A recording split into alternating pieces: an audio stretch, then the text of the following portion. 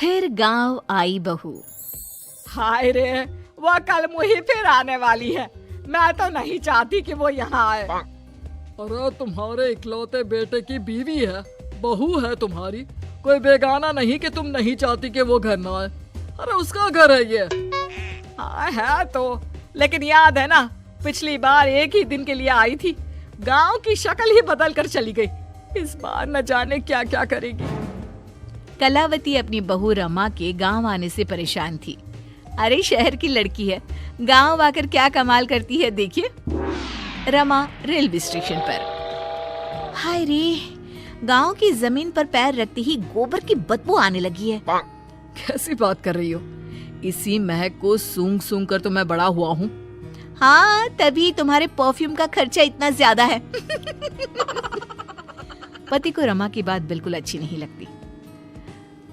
अब कोई आया है क्या रिसीव करने? कोई क्यों आएगा, मेरा गांव है, गली गली की पहचान है मुझे। चलो आगे से टांगा कर लेते हैं। No no no no, last time मेरी कमर लचक गई थी, मैं तो पैदल ही ठीक हूँ। भाई मैं तो टांगे पर ही जाऊंगा, वैसे भी शहर में टांगा कहाँ मिलता है। पति टांगा बुलाकर उसमें बैठकर चला जाता है। अरे वाह, हाय रे मेरा बेटा। पर बेटा इतना दुबला क्यों हो गया तू? बेटा बहू नहीं आई क्या? अच्छा ही तो है ना नहीं आई, आती तो बस अपनी शेखी झाड़ती रहती शहर की सारी। मुझसे नहीं होता, अभी आती तो कहती। बस तभी बहू की आवाज जोर से आती है।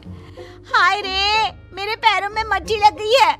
क्यों नहीं सरकार को बोलकर आप लोग सड़कें पक्की करवा लेते हैं? छी छी छी छी, कोई तो मेरे पैर में पानी डाल दो। अरे ये कहाँ से आ गई? मैंने तो सोचा था मेरा बेटा अकेला आया है। लेकिन जैसे ही सास की नजर बहू पर पड़ती है तो वो उसके कपड़े देखकर जोर से चिल्लाती है। अरे ये क्या पहन कर आ गई यहाँ?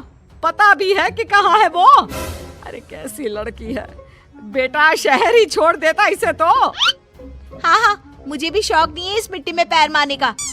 अरे जा जाकर साफ हो जा और खाना बना ले। माँ जी, अभी अभी चली आ रही हूँ, आज तो खाना आप बना लेती।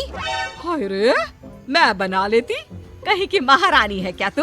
जा जाकर काम कर, शहर की होगी अपनी, मेरे गांव में मेरी चलती है। हाँ जा। बहू जाकर नहा धोकर किचन में पैर रखती ही है कि जोर से चिल्लाती है। अरे वो गैस चूल्हा कहाँ गया और सिलेंडर भी नहीं दिख रहा। माँ जी, मेरे पापा ने गैस इसलिए तो दिया था कि मुझे ये मिट्टी वाले चूल्हे में ना खटना पड़े, आपने वो भी हटा दिया क्या? हाँ, क्योंकि गैस का रेट पता है क्या चल रहा है, लकड़ी फ्री की होती है। अरे जा जाकर चूल्हा सुलगाकर खाना बना जल्दी से। अरे जाना, माँ की मदद कर दे आज के लिए। हाँ हाँ, बीवी का गुलाम। सास बहू एक किचन में। सर से पल्ला क्या तेरी नानी आएगी लेने? शादी को 2 साल हो गए, लेकिन लड़की बनी घूम रही है, ना बिंदी ना सिंदूर। अरे लगाया तो है सिंदूर, ये देखिए। बहू पल्ला गिराकर सास को सिंदूर दिखाती है। अब मेरे साज श्रृंगार पर चर्चा हो चुकी हो तो चलिए खाना भी बना ले। आप तो सुबह से ठूस रही होंगी, हम लोग तो अभी अभी आए ना सफर करके। उधर बाहर बेटा और पिता आपस में बात कर रहे थे। क्या है पापा, माँ को कुछ तो समझाइए, कैसी रहती है वो मीरा के साथ? अरे अभी तो शादी हुई है, प्रोफेशनल लड़की है, वो काम ना करे तो हम लोगों का घर ना चले। देख बेटा, तू ये सास बहू के बीच में ना बोले तो ही अच्छा होगा। ये ऐसा रिश्ता है कि कुछ भी कर लो मन मुटाव तो बना ही रहेगा।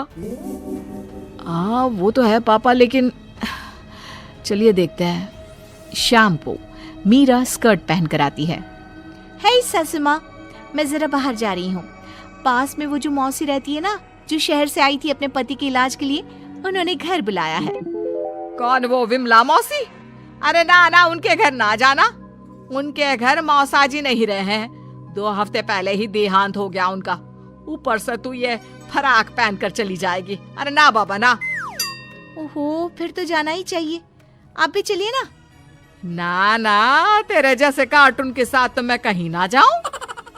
बहू मॉडर्न कपड़ों में गांव की मौसी के घर जाती है, जहां सभी घर वाले उसे देखने लगते हैं।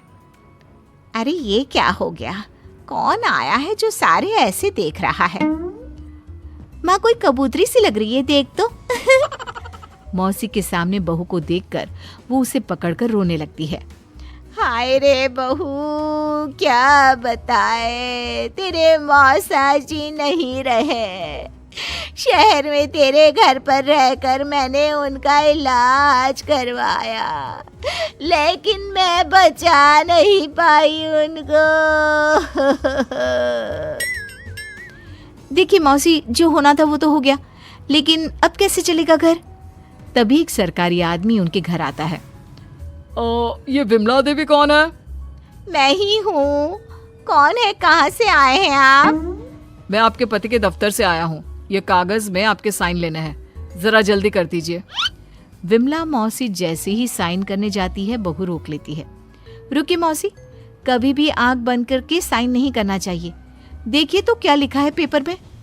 अरे बिटिया, हम कहाँ पढ़ना लिखना जानते हैं। जब से ये गए हैं साइन ही तो किए जा रहे हैं। लाइए, मैं पढ़कर देखती हूँ कि क्या है। देखिए मैडम, ये इन लोगों के घर का मामला है।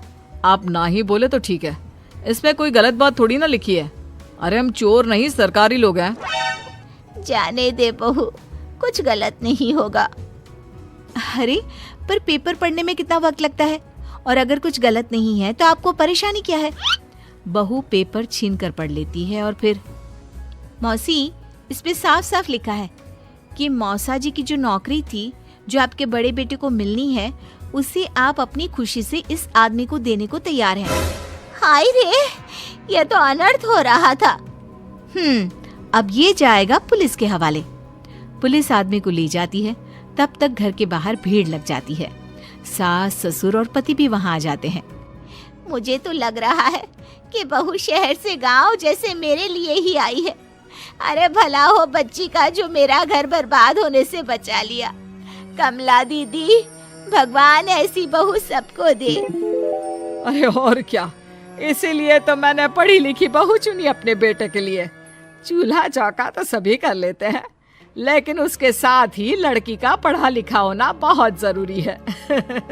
चल बहू, घर चलते हैं, रात के खाने की तैयारी भी तो करनी है ना।